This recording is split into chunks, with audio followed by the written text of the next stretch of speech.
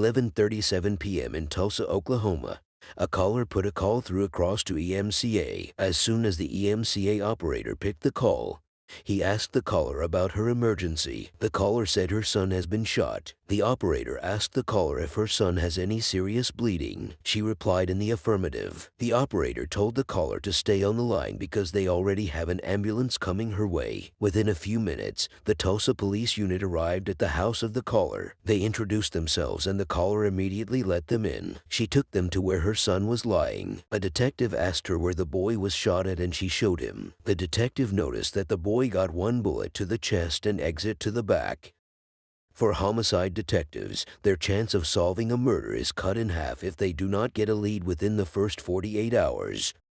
Detective Jason White, who has been in the unit for more than 10.5 years, will lead the case, which is his 80th case. Detective Jason began his investigation immediately. He jumped into his car and headed to an area in the northwest part of the city in Osage County. He was told that the victim was shot in the driveway but managed to make it inside the house. The victim suffered gunshot wounds to the chest, arm, and leg. Doctors were unable to save him. He died of injuries. When Detective Jason White arrived at the scene of the incident, he asked Detective Ronnie Leatherman, who was among the first respondent to the incident, if they have any information. Detective Jason Leatherman said they have gotten the name of the victim. He said the name of the victim is Kim Hayes. 26 years old Kim Hayes was born and raised in Tulsa in a close-knit family. He worked for an industrial manufacturer and just celebrated his daughter's first birthday. Detective Ronnie Leatherman told Detective Jason White that they have gotten a search waiver signed by the mom. Detective Jason White asked him if the mom stays there. Detective Ronnie said the house belongs to the mom. He said the mom and the victim's girlfriend live there. The detective said they saw blood trails everywhere. They found a blood trail on the side of the car and down the garage. Detective Jason asked him where the victim was found. He said the victim was found in the house. Detective Jason himself joined the detectives in the on-site investigation. When they moved to the garage where the detectives told him they found blood trails, they found a .380 gun with bloodstains on it. Detective Jason said it might be the victim's gun. A detective said maybe. When they walked down out of the garage, they found 5 casings scattered across the driveway and into the street. They also noticed that all the cartridges of the casings were .380 seconds. Detective Jason White asked if the victim has a phone. The detective told him that the victim's phone is in the driveway. He told him that he has a password for the victim's phone. The password is slime. Detective Jason White said it's an interesting password. When they took a walk further down the house, they saw a pill bottle. The name on the pill bottle is Charles Boas and it's hydrocodone. Detective Ronnie said hydrocodone is an opioid pain medication that is commonly sold on the streets. Detective Ronnie said that according to the neighbors, there has been a lot of foot traffic and vehicle traffic from the house recently. He said it's probably drug-related. Detective Jason White said he is going to holler at the witness next door. He went to the neighbor and introduced himself. He asked the neighbor what he saw. The neighbor said he was about to go to bed. He heard some argument outside and he looked out through his window. He said he saw the victim and 2 other guys tussling on the driveway. Right at the end, he said he heard gunshots which took his heart rate and everything up to a different level. He said the guy that was standing over the victim unloaded like 5 or 6 rounds and pointed blank over the victim. Detective Jason White asked him what the victim did next. He said his wife thought she saw him get up and he think he was able to return fire. Detective Jason asked him what the guys looked like. He said they looked African American. They were tall. One was probably about 61. He said it wasn't the first time that he has heard people coming in and out. Detective Jason White asked him if there has a lot of traffic in that apartment. He said there has been a lot of traffic over the last year or so, but he thought since he had a baby, he has cleaned some things up. Detective White thanked the neighbor and went back to his team members.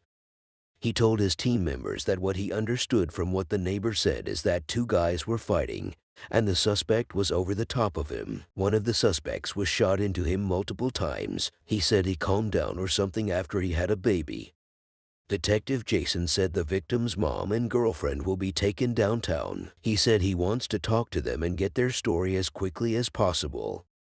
When they arrived at the homicide headquarters, the victim's mom and his girlfriend were taken into different interrogation rooms. Detective Jason told Detective Ronnie that he thinks they should talk to the girlfriend first because she will probably have more information than the mom.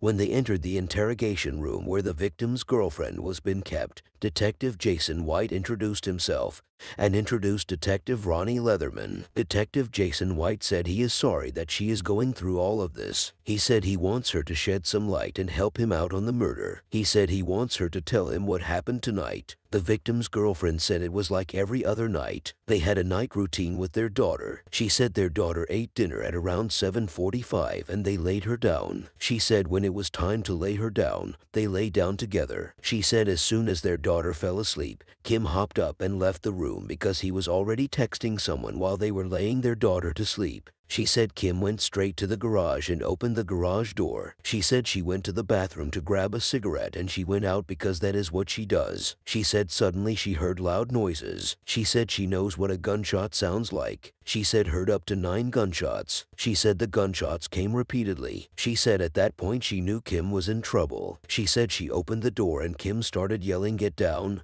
Get down." She said she heard the shots and all she saw Kim do was just darts to the threshold of the garage door and just over and over. She said that was when she noticed blood and Kim immediately turned around and looked at her. She said he was telling her to call the ambulance. She said blood was coming out of his mouth as he was coming down the stairs. She said she went and grabbed towels because his mom met them at the stairs. She said she grabbed a towel and she applied pressure on the wound. She said she placed his head on her lap and she kept hitting him as hard as she could. She said every time he closed his eyes, she kept telling him, "You're strong, you can do this.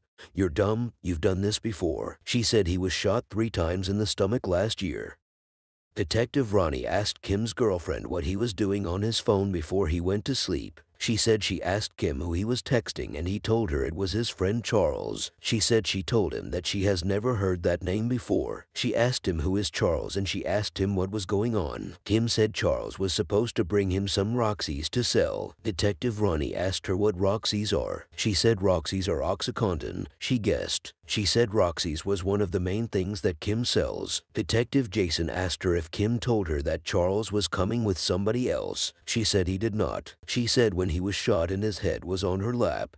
She said she kept asking him Charles' last name. She said Kim kept trying to say something but she couldn't understand what it was. She said she kept asking him Charles who, and he said Charles Boras. She said now she knows his bows. Detective Jason asked her how she knew. She said she messaged a childhood friend of Kim. She said they went to school together when they were kids. She said they all went to Central together. She said Kim's friend told her that Charles Bose is an old friend from high school. She said she was trying to put it together in her head just because she is familiar with living a very bad lifestyle before she got pregnant. She said she changed her lifestyle around. She said Kim did too for the most part. She said right after they had their baby, she and Kim went from being close friends to being lovers. She said Kim gave her a promise ring before their baby turned a year old. She said they were on their way to getting to know their place. Detective John commended her for being extremely strong because she has helped them with her statement. Detective Jason White turns to Kim's mother. He asked her what happened that night. She said she was downstairs watching Longmire. She said she just heard some rat-a-tat-tat bangs. She said the next thing she knew was they were coming in the front door and Kim was saying he has been shot. Detective Jason asked her if she heard Kim talk about who shot him. She said she did not. He was just in a lot of pain. Detective Jason asked her if she knows anything about what Kim has been doing or if he has a lot of people come over for various reasons. She said no because there is a lot she doesn't know. She said she doesn't know what her son has been involved in. But he promised her that he was not involved in anything. She said she is not saying he is innocent or not, but Kim was doing fine because he was working every day. Detective Jason asked her about her relationship with Kim's girlfriend. She said they are good. She said she was homeless when she picked her and brought her to her house. Detective Jason said she has to be strong for both Kim's girlfriend and her granddaughter. He said she will be living in her house temporarily. She said no problem. She said her focus is KH low. She wants to know when she can see him. Detective Jason said she cannot see him in the medical examiner's office. She can only see him in a funeral home. He said he cannot imagine what she is feeling right now. but his goal is for justice to be served. He said she should not hesitate if anything comes up. Using Kim's password, Sergeant Nathan Schilling scanned through his text messages leading up to the murder. He said the text message showed that Kim was bringing a pill bill. He had concerned about whether they were real or not. Kim said he has a baby now, so he isn't playing any game. He said he is a number guy, and as long as the numbers stay straight, they are going to eat. The person that was coming to meet him replied to Kim that what did he mean because he is confused. The person said they are real and there is no press. Kim told him he wants to know when he is pulling up so that he can raise the garage door. Detective Jason asked Sergeant Nathan that what time did the text come in. Sergeant Nathan said it was around 10:51 p.m. He pulled up at 10:52, 10:53 bet. He said that was his last going. Detective Jason said that's the guy. Sergeant Nathan said the number the victim was having a back and forth with who was going to deliver pills checks to Charles Bowes. Detective Ronnie pulled up a picture of Charles when he was arrested last year. 27 years old Charles Bowes is a local rap artist and has no prior felony murder convictions. Detective Jason said they know that Charles Bowes was there. His pill bottle was on the street. He said they have to build a case up. He said he wants to be able to arrest the cat. He said there was another guy that was him too. Detective Ronnie said they may have to watch a body cam. Detective Jason hopes body cam footages from first responders will turn up a lead. He said if the video shows the victim mentioning that name, he thinks they are good from that. Detective Ronnie finally got the officer's body camera video uploaded. He said they are going to watch it and see if the victim gives any more details about what happened. When they watched it, they saw where the victim mentioned the name of Charles Bowes. Detective Jason said it's a powerful piece of evidence. He said he thinks it falls under the category of dying declaration. Detective Ronnie said, with a dying declaration, the person who's dying will have to talk to them and tell them there is a good chance he was going to die. He will be asked if he understands what he was saying, and the person will say yes, he is about to die. But this is the person who did it. Detective Ronnie said if it passes through those stages, then it can be used as evidence in court. He said hopefully they will be able to use it as a dying declaration. He said he doesn't think it is going to be an issue as far as getting Charles Bowes arrested. He said there was a pill bottle where the shooting happened that had his name. Also, he was the last person Kim was talking to. He thinks that they have plenty piece of evidence to get him. Detective Jason said they will put everything together the next morning, and they will submit it to the DA so that they can get an arrest warrant. Detective Ronnie said there is still the question of the second person when the shooting happened. He said just because Charles was there doesn't necessarily mean he was the shooter. He said it could be the other guy that they do not know about. 38 hours after Kim was murdered, Detective Jason said they have gotten the warrant signed for Charles Bowes. He said he has notified the Fugitive Warrants Unit to start the hunt for Charles Bowes. The team headed to several known addresses for Charles Bowes, but one after the other, they came up empty.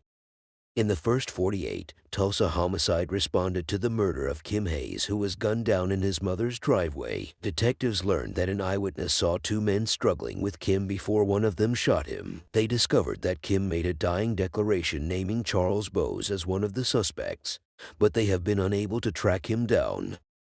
18 hours into the search for Charles Bowes, Detective Jason said the fugitive warrant guys said they have been setting up surveillance on the potential house where Charles Bowes may have been staying. They have set up surveillance in that location and apparently they have followed him to another location. He said they have him spotted. He is presently sitting in a car. He said they are maintaining surveillance at the moment. The fugitive warrant finally arrested Charles.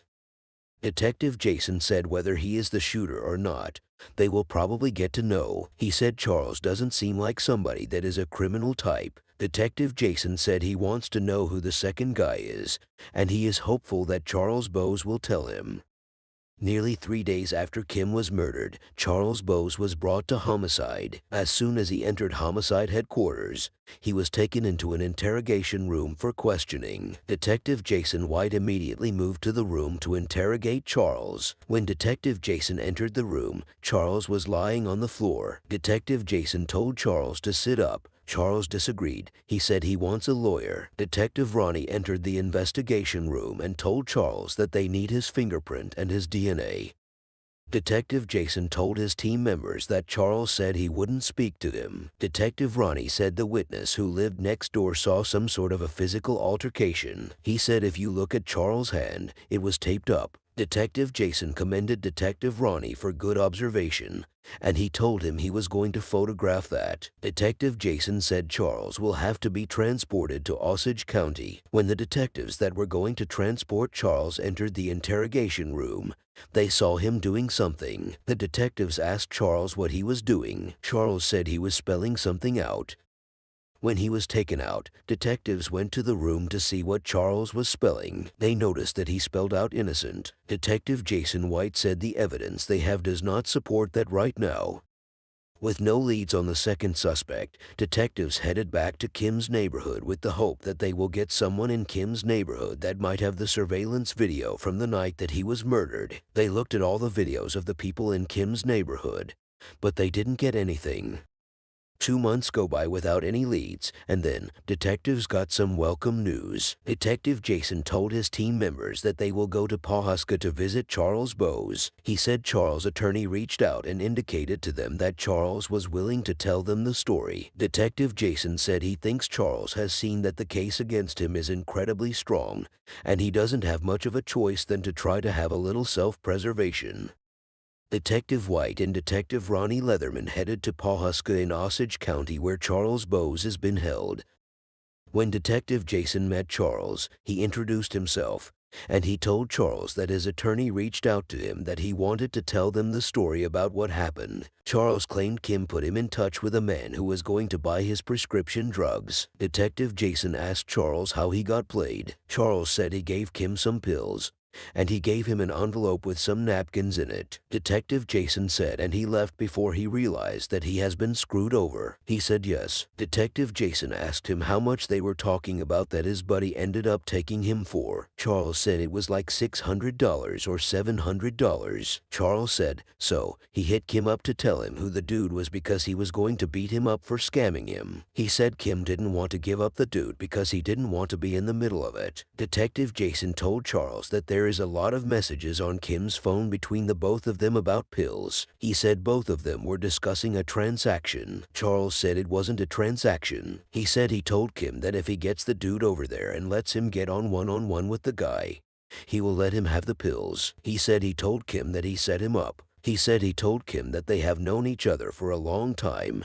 He shouldn't have done what he did. He said after that, he punched Kim and they started fighting. He said he ended up slamming Kim on the ground. He said Kim had his arms locked into where he couldn't move his arm. Detective Jason said what happened after that. Charles said his cousin pulled him off Kim. When he pulled him off Kim got up and started reaching like he had something. He said then he heard shots go off and he took off running. Detective Jason asked Charles that who was his cousin, that kinfolk that came over there with him. Charles said his name is Lawrence. Detective Jason asked Charles if his cousin was worried after the incident happened. Charles said he knew he was worried because he knows he is not that type of dude. Charles said it was like some type of situation, but he hopes he didn't screw his cousin up. Detective Jason asked Charles if he knew that Kim died. Charles said he didn't know until 2 days later. Charles said he didn't know anything happened because Kim was popping back. Detective Jason thanked him and he left. Back at Homicide, Detective Jason told his team members that he thinks Charles was minimizing some of his involvement. He said he identified his cousin as Lawrence Mitchell. Detective Charles said he is going to pull up Lawrence Mitchell. 23 years old Lawrence Mitchell performed local gigs as a rapper. He has a previous conviction for possession of a firearm. Lawrence was arrested 4 months after the murder for failing to appear in court on an unrelated firearm charge. Detective Jason said they will try to talk to Lawrence. Lawrence was transported from Tulsa County Jail down to Homicide. Detective Jason said it took a lot of time to get the warrant issued for him because of COVID and other things. He said once that happened, they went down to the jail to go pick him up. He said he hopes that Lawrence will tell them what's up.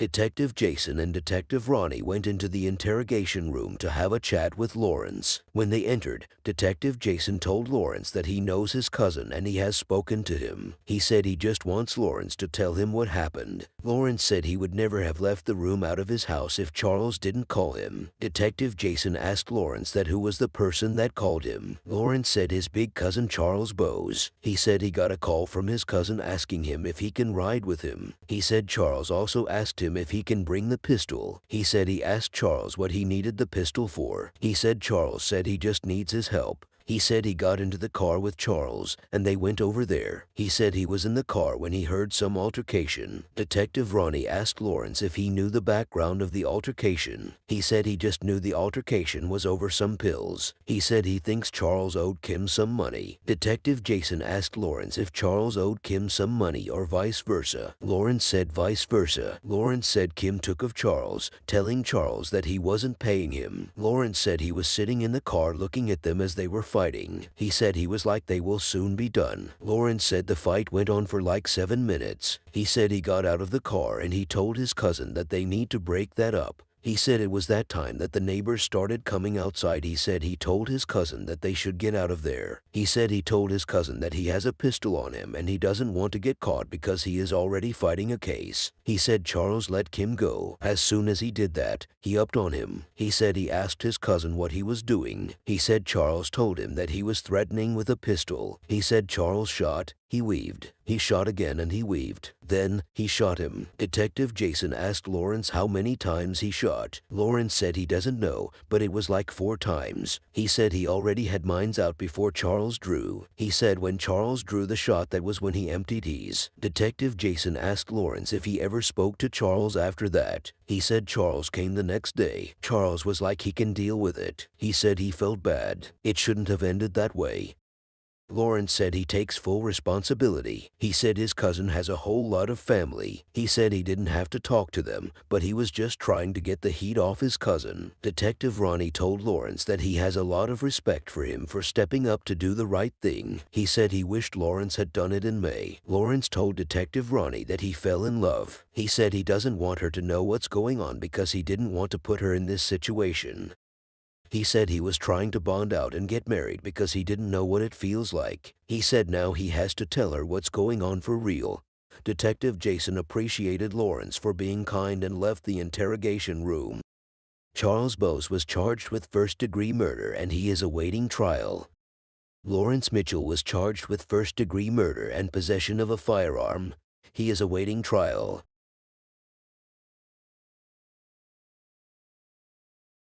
The First 48 Hours, Season 22, Episode 3, A Beautiful Life. Story based on Public news reports and police reports.